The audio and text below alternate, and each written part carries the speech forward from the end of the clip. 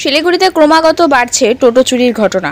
টোটো চালকরা এখন তাদের টোটো ওখানে এখানে পার্ক করে কোথাও যেতে ভয় পাচ্ছেন। একই সময়ে পুলিশ ক্রমাগত টোটো চুরির ঘটনাগুলি রোধ করতে তৎপর রয়েছে।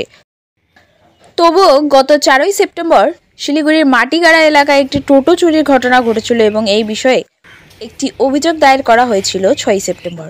অভিযোগের ভিত্তিতে পুলিশ মামলা তদন্ত শুরু করে এবং অভিযোগের মাত্র 48 ঘন্টার মধ্যে কাওয়াখালী এলাকা থেকে অভিযুক্ত চোরকে টোটো সমেত গ্রেফতার করে।